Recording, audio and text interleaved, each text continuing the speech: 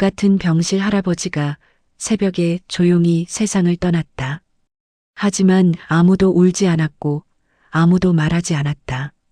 그 모습을 본 아버지는 그날 결심했다. 이곳은 모든 것이 관리되고 통제되는 곳, 내 의지대로 살 수 없는 곳이다. 여기서는 사람이 사람답게 살 수 없다. 절대 요양원에 오지 마라. 건강할 때는 몰랐다. 자유가 얼마나 소중한지를 3개월간의 요양원 생활을 마친 아버지가 내게 남긴 마지막 당부였다. 오늘의 주제가 마음에 드신다면 구독과 좋아요를 눌러주세요. 더 많은 이야기를 전하는 힘이 됩니다. 새벽 5시 김종우는 늘 그랬듯 마당으로 나섰다. 78배 나이에도 등이 곱고 걸음이 단단했다. 시골 마을 끝자락 작은 단층 집에서 혼자 산 지 벌써 3년째였다. 아내가 세상을 떠난 후 아들 민수가 서울로 오라고 했지만 종우는 고개를 저었다. 내 평생 살던 곳을 어떻게 떠나겠니? 마당 한쪽의 텃밭에는 고추며 상추, 오이가 푸르게 자라고 있었다. 종우는 호미를 들고 잡초를 뽑으며 혼자 중얼거렸다. 하루하루가 평온했다. 새벽에 일어나 라디오를 들으며 차를 끓이고 텃밭을 돌보고 저녁에는 이웃들과 마을회관에서 장기를 두는 것이 일상이었다. 올해 고추 농사는 작년보다 나을 것 같구나. 아내가 심어놓고 간 고추나무들이 올해는 유난히 잘 자라고 있었다. 종우는 고추꽃을 바라보며 아내를 그리워했다. 여보, 당신이 심어놓고 간 고추가 이렇게 잘 자라네. 오후 2시쯤 장을 보러 마을회관 앞으로 향했다. 화요일과 금요일이면 이동상인이 와서 야채며 생필품을 팔았다. 종우는 늘 이 시간을 기다렸다. 사람들과 마주치고 안부를 묻는 시간이었으니까. 종우 씨, 오늘도 정정하시네요. 박 씨, 고마워요. 나이가 들수록 건강이 최고라는 걸 느껴요. 계단을 내려가던 중이었다. 며칠 전 내린 비로 계단 모서리에 이끼가 끼어 있었다. 종우의 발이 헛디겼다. 순간 중심을 잃고 몸이 앞으로 기울었다. 어머, 옆에서 지나가던 이웃 박씨 아주머니가 소리쳤다. 종우는 그대로 계단 아래로 굴렀다. 돌계단에 몸이 부딪히면서 왼쪽 다리에 극심한 통증이 몰려왔다. 마치 뼈가 부러지는 소리까지 들리는 것 같았다. 아이고, 종우 씨, 괜찮으세요? 박씨 아주머니가 달려와 종우를 부축했다. 종우는 이를 악물고 일어나려 했지만 다리가 전혀 말을 듣지 않았다. 살면서 이런 고통은 처음이었다. 괜찮습니다. 괜찮아요. 하지만 식은땀이 줄줄 흐르고 얼굴은 창백해져 있었다. 곧 마을 사람들이 몰려들었고 누군가 119에 신고했다. 종우 씨, 무리하지 마세요. 앰뷸런스가 곧 올 거예요. 응급실에서 엑스레이를 찍고 나서 의사가 심각한 표정으로 말했다. 대퇴골골절입니다. 나이를 고려할 때 수술이 필요하고 재활 기간도 꽤 걸릴 것 같습니다. 얼마나 걸립니까? 최소 3개월은 봐야겠네요. 혼자 생활하시기는 당분간 어려울 것 같습니다. 그 말을 듣고 종우의 마음이 무너져 내렸다. 3개월이라니 텃밭의 고추들은 누가 돌볼 것인가. 서울에서 급히 내려온 아들 민수가 병실 의자에 앉아 한숨을 쉬었다. 아버지, 이번 기회에 서울로 오세요. 우리 집에서 돌볼게요. 아니다. 내 집에서 지내겠다. 아버지, 현실적으로 생각해 보세요. 혼자서 어떻게 생활하십니까? 화장실도 못 가시잖아요. 민수의 말이 맞았다. 하지만 종우는 평생 살던 집을 떠나고 싶지 않았다. 마당의 감나무, 아내가 가꾸던 꽃밭, 이웃들과의 추억이 고스란히 담긴 집을 의사가 끼어들었다. 가족분이 상시 돌봄이 어려우시면 요양원을 고려해 보시는 게 어떨까요? 재활 치료도 받으실 수 있고 전문적인 케어도 가능합니다. 종우는 단호히 고개를 저었다. 요양원은 싫습니다. 그런 곳은 가고 싶지 않아요. 아버지, 잠시만이에요. 다리가 나으면 바로 집으로 모실게요. 약속드릴게요. 민수가 간절히 말했다. 하지만 종호의 마음속에는 왠지 모를 불안감이 스며들고 있었다. 요양원이라는 곳이 왜 이렇게 무서운 느낌이 드는 걸까? 정말 잠시만인가? 다리가 나으면 바로 집으로 올 수 있는 건가? 네, 물론이죠. 3개월이면 충분할 거예요. 그렇게 종호는 생전 처음 요양원에 들어가게 되었다. 수술 후 일주일째 되는 날, 민수와 함께 시내 한복판의 요양원을 둘러봤다. 4층 건물에 깨끗한 시설과 친절한 직원들. 겉으로는 나무랄 데 없어 보였다. 어떠세요, 아버지? 시설도 좋고 간호사님들도 친절하시네요. 글쎄, 종우는 여전히 망설였지만 결국 고개를 끄덕일 수밖에 없었다. 혼자서는 정말 생활이 어려웠으니까. 하지만 마음 한편으로는 돌이킬 수 없는 길을 걷는 것 같은 두려움이 밀려왔다. 입소 당일 종우는 작은 여행 가방 하나만 들고 요양원 문을 들어섰다. 민수가 옆에서 부축해 주었지만 휠체어에 앉은 채로 바라본 요양원의 첫인상은 병원과 다를 바 없었다. 하얀 벽, 소독약 냄새, 그리고 복도 곳곳에서 들려오는 기계음들. 아버지, 방이 꽤 넓네요. 창문도 있고요. 민수가 밝게 말했지만 종우는 대답하지 않았다. 2인실 병상 중 창가 쪽 침대가 종우의 자리였다. 옆 침대에는 비슷한 연세의 할아버지가 누워 있었는데 인사를 건네도 고개만 살짝 끄덕일 뿐이었다. 김종우 어르신이시죠? 저는 이곳 생활지도사 정미영입니다. 30대 중반쯤 되어 보이는 여직원이 다가왔다. 친절한 미소를 지었지만 어딘지 업무적인 느낌이 강했다. 여기 생활 안내서예요. 기상 시간부터 취침 시간까지 모든 일정이 나와 있어요. 종우는 안내서를 받아들고 내용을 훑어봤다. 오전 6시 기상, 6시 30분 세면, 7시 아침 식사, 오전 9시 재활치료, 12시 점심 식사, 오후 2시 휴식, 6시 저녁 식사, 밤 9시 취침 모든 것이 정해져 있었다. 혹시 개인 시간은 없나요? 안전상 혼자 외출은 어려우세요. 정해진 시간에 직원과 함께 중정에서 산책하실 수는 있어요. 종호의 표정이 어두워졌다. 민수가 서둘러 말을 이었다. 아버지, 다리가 나으면 자유로워지실 거예요. 그래, 그렇겠지. 하지만 종호의 목소리에는 확신이 없었다. 저녁 시간이 되었다. 식당은 50여 명의 노인들로 가득했다. 모두들 조용히 앉아서 말없이 식사를 했다. 종우는 휠체어에 앉아 배식을 받았다. 집에서 직접 기른 채소로 만든 반찬에 익숙했던 종호에게 요양원 음식은 짜고 기름졌다. 맛이 어떠세요?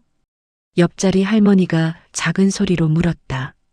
집 음식이 그립네요. 저도 그래요. 여기 온 지 2년째인데 아직도 적응이 안 돼요. 2년째라는 말에 종우는 깜짝 놀랐다. 분명 아들은 3개월이라고 했는데. 밤 9시 취침 시간이 되자 복도에 불이 꺼졌다. 종우는 침대에 누워 천장을 바라봤다. 집에 있을 때는 밤늦게까지 라디오를 들으며 책을 읽곤 했다. 하지만 여기서는 9시가 되면 무조건 잠자리에 들어야 했다. 잠이 안 와서요. 라디오 좀 들어도 될까요? 다른 분들 방해가 되니까 안 되세요. 간병사의 말에 종우는 말문이 막혔다. 새벽 3시쯤 옆 침대의 할아버지가 화장실에 가고 싶다고 호출벨을 눌렀다. 하지만 간병사가 오기까지 20분이나 걸렸다. 그 사이 할아버지는 이불을 적셨다. 아이고, 또 이러시면 어떡해요. 간병사는 짜증 섞인 목소리로 말하며 기계적으로 이불을 갈아주었다. 할아버지는 미안하다며 계속 고개를 숙였다. 종우는 그 모습을 보며 가슴이 답답해졌다. 저 할아버지도 누군가의 아버지였을 텐데. 다음 날 아침 오전 6시 정각에 기상방송이 나왔다. 기상시간입니다. 모든 입소자분들은 세면을 마치고 7시까지 식당으로 내려와 주세요. 종우는 눈을 비비며 일어났다. 집에서는 자연스럽게 잠에서 깨면 일어났는데 세면실에서 양치를 하는데 거울 속 자신의 모습이 낯설었다. 언제부터인가 헬쓱해진 얼굴, 생기 없는 눈빛. 점심시간 후 종우는 휠체어를 타고 창가로 갔다. 4층 높이에서 내려다본 거리는 사람들과 자동차로 분주했다. 저 사람들은 모두 자유롭게 가고 싶은 곳으로 가고 있을 텐데. 저녁이 되어 민수가 면회를 왔다. 아버지, 어떠세요? 괜찮다. 거짓말이었다. 하지만 아들에게 힘들다고 말하고 싶지 않았다. 재활 치료는 어떠세요? 열심히 하고 있다. 빨리 나아서 집으로 가고 싶구나. 민수의 표정이 잠깐 어두워졌다. 아버지, 집에서 혼자 지내시기엔 위험할 수도 있어요. 무슨 소리냐? 나는 괜찮다. 만약에라도 또 넘어지시면 어떡해요? 그 말에 종우는 할 말을 잃었다. 민수가 돌아간 후 종우는 창밖을 바라보며 중얼거렸다. 여긴 집이 아니라 감옥이구나. 그 말을 들은 옆 침대의 할아버지가 조용히 고개를 끄덕였다. 요양원에 들어온 지 한 달이 지났다. 종우는 이제 목발을 짚고 천천히 걸을 수 있게 되었다. 하지만 몸이 회복될수록 마음은 더욱 무거워졌다. 이곳의 하루하루가 똑같은 패턴의 반복이었기 때문이다. 아침 6시 기상방송과 함께 종우는 눈을 떴다. 옆 침대의 박 할아버지는 여전히 말이 없었다. 처음엔 인사라도 나누려 했지만 박 할아버지는 고개만 끄덕일 뿐 대화를 피했다. 박 형님, 아침 식사 같이 내려가실까요? 먼저 가세요. 복도를 걸어 내려가는 동안 종우는 다른 입소자들을 관찰했다. 모두들 말이 없었다. 지팡이를 짚고 걷는 할머니, 휠체어에 앉아 멍하니 앞을 바라보는 할아버지, 벽에 기대어 서서 창밖만 바라보는 사람들. 누구 하나 웃음소리를 내는 사람이 없었다. 여기 사람들은 왜 이렇게 조용한 거지? 종우는 식당에서 만난 이 할머니에게 물어봤다. 처음엔 저도 말이 많았어요. 하지만 여기서는 말해봤자 소용없다는 걸 알게 되죠. 무슨 뜻이신가요?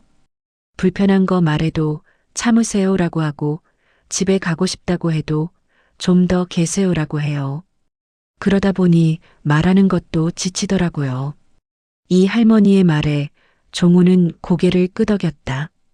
실제로 종우도 비슷한 경험을 하고 있었다. 음식이 짜다고 하면 건강에 좋으니까 드세요라고 했고 밤에 잠이 안 온다고 하면 수면제 드릴까요? 라고 했다. 점심시간이 끝나고 종우는 재활치료실로 갔다. 오늘은 어떠세요? 다리 상태가 많이 좋아지셨네요. 언제쯤 완전히 나을까요? 개인차가 있지만 한 달 정도 더 치료받으시면 될 것 같아요. 한 달 더. 종우는 속으로 한숨을 쉬었다. 집의 텃밭은 지금쯤 어떻게 되었을까? 재활 치료를 마치고 종우는 요양원 내부를 천천히 돌아다녔다. 1층 로비에는 몇 명의 할머니들이 앉아서 텔레비전을 보고 있었다. 하지만 그들의 표정에는 생기가 없었다. 할머니들, 무슨 프로그램 보세요? 그냥 시간 때우는 거예요. 시간 때우기.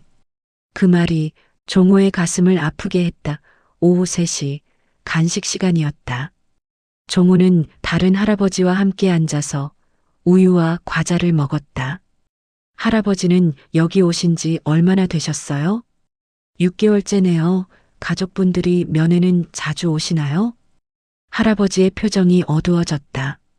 처음 한 달은 일주일에 한 번씩 왔어요. 그런데 이제는 한 달에 한 번도 힘들어해요. 그럼 언제 나가실 예정이세요? 모르겠어요. 아들이 아직은 집에서 돌보기 어렵다고 하네요. 할아버지의 목소리에는 체념이 배어 있었다. 종우는 갑자기 불안해졌다.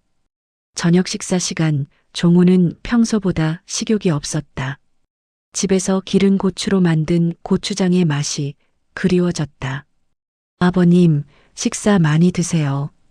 간병사가 다가와서 말했다. 입맛이 없어서요. 그래도 드셔야 빨리 나으시죠. 밤 9시. 취침 시간이 되었다. 종우는 침대에 누워서 천장을 바라봤다. 집에 있을 때는 이 시간이면 마당에 나가서 별을 보곤 했다. 여보 마누라, 여기는 별도 안 보이네. 아내에게 하는 혼잣말이었다. 박 할아버지가 조용히 돌아 누웠다. 박 형님, 잠 안 오세요? 잠이 와도 억지로 안 자려고 해요. 왜요? 꿈에서라도 자유롭고 싶어서요. 꿈에서는 집에 있거든요. 박 할아버지의 말에 종우는 가슴이 먹먹해졌다. 꿈에서라도 자유롭고 싶다니. 새벽 2시쯤 복도에서 발소리가 들렸다. 간병사가 야간 순찰을 도는 소리였다. 종우는 문득 감옥에서도 이런 소리가 날 것 같다는 생각이 들었다. 내가 무슨 죄를 지었다고 이런 곳에서 살아야 하는 거지? 종우는 속으로 중얼거렸다. 다리를 다친 것이 죄가 되는 건가? 아침이 되면 또다시 똑같은 하루가 시작될 것이다. 6시 기상, 7시 아침 식사, 9시 재활치료 언제까지 이런 생활을 해야 하는 걸까? 종우는 천장을 바라보며 집의 마당을 그려봤다. 감나무 아래 평상, 텃밭에 고추나무. 그 모든 것들이 이렇게 그리울 줄 몰랐다. 내가 살아있다는 건 뭘까? 종우는 깊은 회의감에 빠져들었다. 요양원에 들어온 지 2달째 되는 어느 새벽이었다. 종우는 평소보다 일찍 잠에서 깼다. 시계를 보니 새벽 4시 30분 옆 침대의 박 할아버지가 이상하게 조용했다. 평소라면 코를 골거나 뒤척이는 소리가 들렸는데 오늘은 전혀 움직임이 없었다. 박 형님? 종우가 작은 소리로 불러봤지만 대답이 없었다. 뭔가 이상한 느낌이 들어서 종우는 조심스럽게 박 할아버지 쪽으로 다가갔다. 박 할아버지는 눈을 감은 채 고요히 누워 있었다. 숨소리가 들리지 않았다.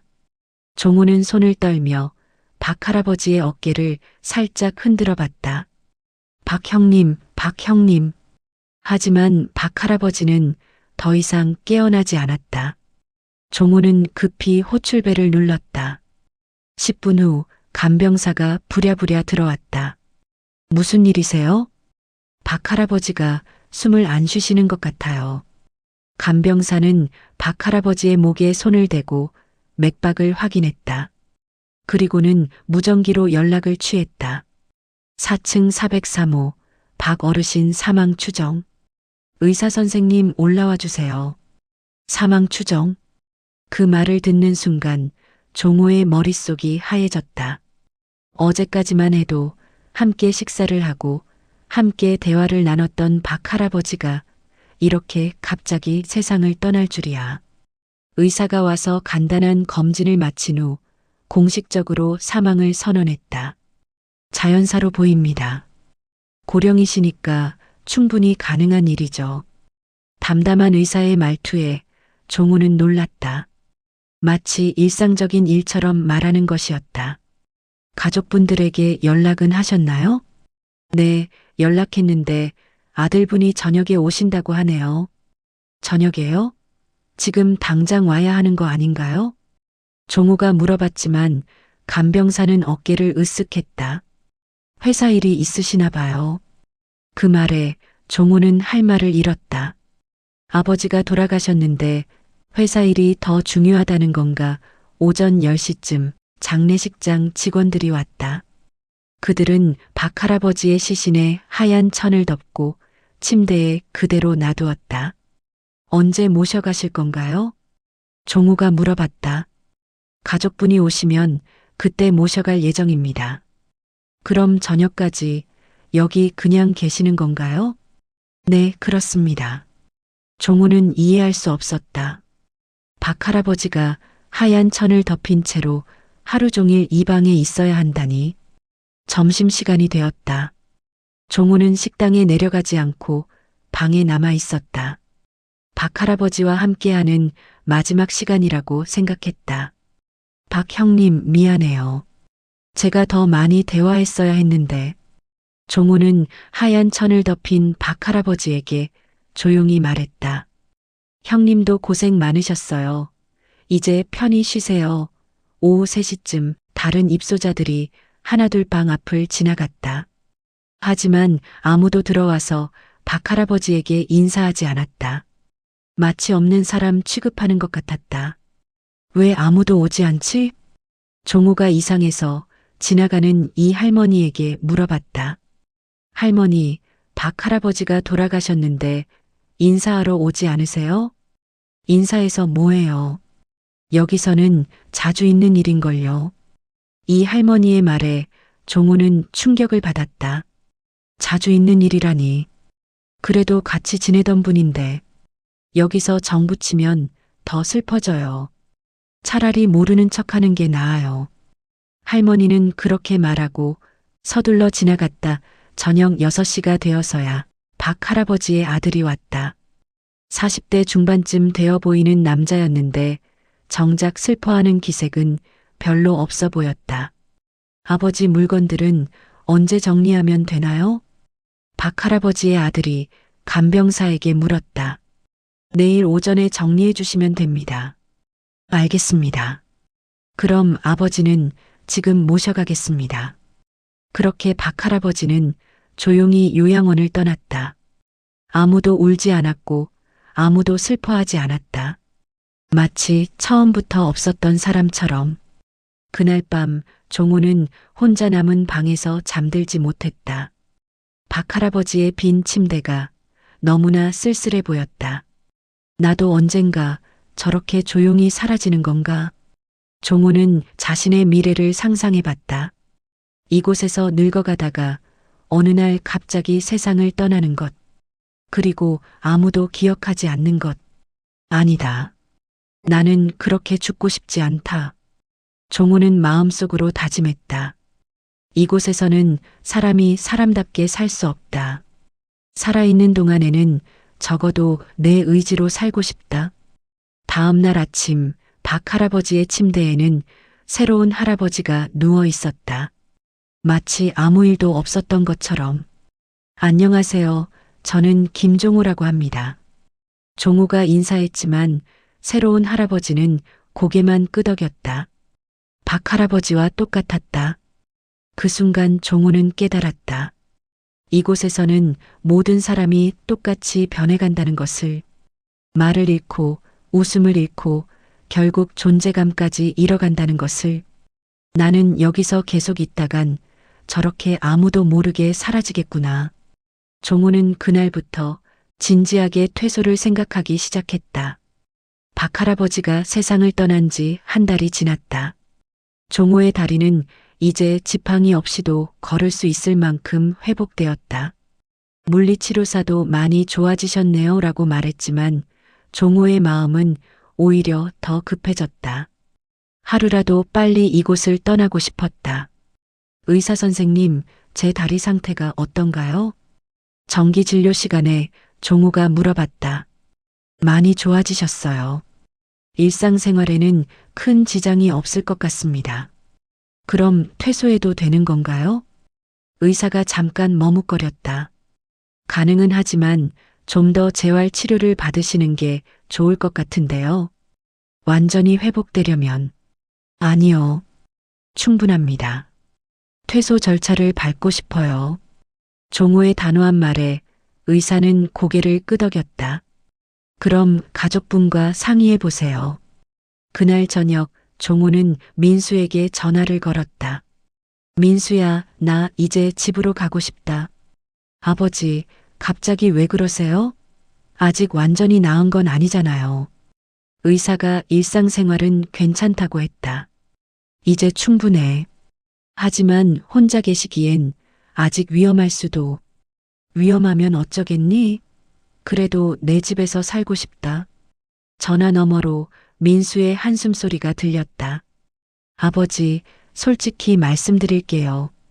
저희도 아버지를 모시고 살기엔 현실적으로 어려워요. 아내도 직장 다니고 아이들도 손이 많이 가고. 내가 서울로 간다고 했니? 나는 내 집에서 혼자 살겠다는 거야. 그게 더 걱정이에요. 만약 또 다치시면. 민수야. 종호의 목소리가 진지해졌다. 아버지는 지금까지 어떻게 살았는지 아니? 혼자서도 잘 살 수 있어. 여기 있으면서 많은 생각을 했다. 내가 원하는 건 안전한 삶이 아니라 내 마음대로 사는 거야. 아버지, 박할아버지라고 내 룸메이트가 있었다. 그분이 돌아가시는 걸 봤어. 아무도 슬퍼하지 않고 아무도 기억하지 않더라. 나는 그렇게 죽고 싶지 않다. 민수는 한동안 말이 없었다. 알겠어요, 아버지. 주말에 모시러 가겠습니다. 전화를 끊고 나서 종우는 가슴이 두근거렸다. 드디어 집으로 갈 수 있다는 기대감과 혼자 살아야 한다는 두려움이 동시에 밀려왔다. 다음 날 종우는 퇴소 신청서를 작성했다. 생활지도사 정미영이 걱정스러운 표정으로 말했다. 정말 괜찮으시겠어요? 혼자 생활하시기엔. 괜찮습니다. 3개월 동안 많이 생각해 봤어요. 그래도 응급 상황이 생기면. 그것도 내 선택이에요. 위험하더라도 내가 원하는 방식으로 살고 싶어요. 정미영은 더 이상 말리지 않았다. 아마 이런 일이 처음이 아닐 것이다. 퇴소 전날 밤 종우는 이 할머니와 마지막 대화를 나눴다. 할머니도 집으로 가고 싶지 않으세요? 가고 싶죠. 하지만 갈 곳이 없어요. 아들은 바쁘고 며느리는 싫어하고. 그래도 할머니 집이 있잖아요. 팔았어요. 요양원비 마련하려고. 이 할머니의 말에 종우는 할 말을 잃었다. 집까지 팔았다면 정말 돌아갈 곳이 없는 것이었다. 할머니, 제가 가끔 안부 전화드릴게요. 고마워요, 종호 씨. 부럽네요. 집이 있다는 게. 그날 밤 종호는 박 할아버지의 빈 자리를 바라보며 마지막 인사를 했다. 박 형님, 저는 이제 갑니다. 형님이 못다한 자유로운 삶, 제가 대신 살아볼게요. 퇴소 당일 아침, 종우는 일찍 일어나서 짐을 챙겼다. 가져온 것도 별로 없었지만 챙길 것도 별로 없었다. 3개월 동안의 요양원 생활이 그저 지나간 시간일 뿐이었다. 아버지, 정말 괜찮으시겠어요? 민수가 마지막으로 물어봤다. 괜찮다. 아니, 괜찮지 않아도 상관없어. 내가 선택한 거니까. 요양원 문을 나서는 순간 종우는 깊게 숨을 들이마셨다. 바깥 공기가 이렇게 달콤한 줄 몰랐다. 자유롭다. 종우는 혼자 중얼거렸다. 3개월 만에 느끼는 진짜 자유였다. 집으로 돌아온 종우는 마당 대문을 열면서 가슴이 벅차올랐다. 3개월 만에 보는 집의 모습은 예전과 조금 달랐다. 텃밭에 풀이 무성하게 자라 있었고 고추나무들은 시들어 있었다. 하지만 그 모든 것이 종호에게는 소중했다. 집이 최고구나. 종호는 현관문을 열고 들어가면서 깊게 숨을 들이마셨다. 집 특유의 냄새, 아내의 흔적이 남아있는 그 냄새가 코끝을 스쳤다. 민수야, 고생했다. 이제 서울로 올라가거라. 아버지, 정말 괜찮으시겠어요? 며칠 더 있다가. 됐다. 내가 할 일이 많잖니. 나는 이제 혼자서도 잘 살 수 있어. 민수는 걱정스러운 표정이었지만 결국 서울로 돌아갔다. 종우는 혼자 남은 집에서 천천히 주변을 둘러봤다. 거실의 아내 사진, 부엌의 밥솥, 안방의 이불, 모든 것이 그리웠던 것들이었다. 첫날 밤 종우는 마당에 나가서 별을 봤다. 요양원에서는 볼 수 없었던 시골 하늘의 별들이 반짝이고 있었다. 여보, 나 돌아왔어. 3개월 동안 정말 힘들었어. 아내에게 하는 혼잣말이었지만 마음이 편안해졌다. 다음 날 아침 종우는 평소보다 일찍 일어났다. 시계를 보니 새벽 5시 요양원에서는 6시에 기상방송이 나왔는데 집에서는 언제 일어나도 상관없다는 게 신기했다. 내가 언제 일어나든 내 마음이구나. 종우는 부엌으로 가서 직접 밥을 지었다. 요양원에서는 정해진 시간에 정해진 음식만 먹어야 했는데 이제는 먹고 싶은 것을 내가 만들어 먹을 수 있었다. 아침 식사를 마치고 종우는 텃밭으로 나갔다. 무성하게 자란 풀들을 보니 일할 맛이 났다. 호미를 들고 천천히 풀을 뽑으면서 종우는 행복했다. 이런 게 진짜 살아있다는 기분이구나. 오전 10시쯤 이웃 박씨 아주머니가 찾아왔다. 종우 씨, 언제 돌아오셨어요? 요양원은 어떠셨어요? 어제 나왔어요. 요양원은? 글쎄요, 다시는 가고 싶지 않은 곳이에요. 왜요? 시설도 좋고 간병도 해주고 그렇다던데. 박씨, 아무리 좋은 시설이라도 내 집만 하겠어요? 거기서는 내 마음대로 할 수 있는 게 하나도 없어요. 박씨 아주머니가 고개를 끄덕였다. 그래도 혼자 계시기 힘드시겠어요. 힘들어도 내 방식대로 살고 싶어요. 요양원에 있으면서 많은 걸 깨달았거든요. 점심때 종우는 직접 라면을 끓여 먹었다. 요양원 음식보다 훨씬 맛있었다. 짜게 먹고 싶으면 짜게, 싱겁게 먹고 싶으면 싱겁게. 모든 것이 내 선택이었다. 오후에는 마을회관에 나가서 옛 친구들과 장기를 뒀다. 종우야, 요양원 어땠어? 다시는 안 가고 싶어. 거기는 사는 곳이 아니라 그냥 버티는 곳이더라고. 그래도 안전하잖아. 안전하면 뭐해? 내 마음대로 살 수 없는데. 친구들은 종우의 말을 이해하는 것 같았다. 저녁이 되어 종우는 마당 평상에 앉아서 차를 마셨다. 요양원에서는 9시에 무조건 잠자리에 들어야 했지만 집에서는 밤새 깨어 있어도 상관없었다. 자유롭다는 게 이런 거구나. 그때 민수에게서 전화가 왔다. 아버지, 괜찮으세요? 응, 아주 좋다. 오랜만에 내 마음대로 하루를 보냈어. 식사는 제대로 하셨어요? 물론이지. 내가 직접 만들어 먹었어. 맛있더라. 아버지, 혹시 힘드시면 언제든 연락하세요. 고맙다, 민수야. 하지만 나는 괜찮을 거야. 전화를 끊고 종우는 다시 별을 올려다봤다. 한 달이 지났다. 종우는 매일 규칙적인 생활을 했다. 새벽에 일어나서 텃밭을 돌보고 이웃들과 대화하고 저녁에는 마당에서 휴식을 취했다. 가끔 다리가 아플 때도 있었지만 그것도 감수할 만했다. 어느 날 오후 종우는 마당 평상에 앉아서 차를 마시고 있었다. 햇볕이 따뜻하게 내리쬐고 바람이 살랑살랑 불었다. 요양원에서는 느낄 수 없었던 평화로운 시간이었다. 그때 마을의 젊은 기자가 찾아왔다. 할아버지, 요양원에서 나오셔서 혼자 사시는 이야기를 들었어요. 인터뷰 좀 해주실 수 있나요? 인터뷰요? 네, 많은 분들이 궁금해하실 것 같아서요. 종우는 잠시 생각하더니 고개를 끄덕였다. 젊은 친구 앉아요. 차 한잔하면서 이야기합시다. 기자가 녹음기를 켜자 종우는 천천히 입을 열었다. 건강을 잃으면 자유도 잃는다는 걸 깨달았어요. 그리고 요양원에서 3개월 동안 지내면서 그간 당연시 여겼던 자유가 얼마나 소중한 것인지를 깊이 깨달았어요. 힘드시지 않으세요? 힘들어요. 가끔 다리도 아프고 혼자라서 외로울 때도 있어요. 하지만 그건 내가 선택한 삶이에요.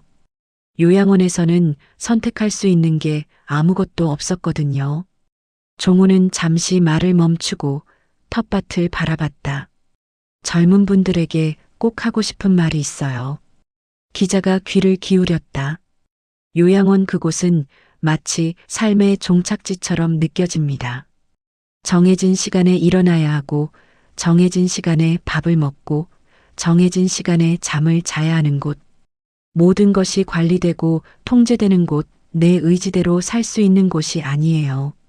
절대 요양원에 가지 마세요. 평소에 건강을 지키고 내 집에서 내 인생을 사세요. 그게 진짜 행복이에요.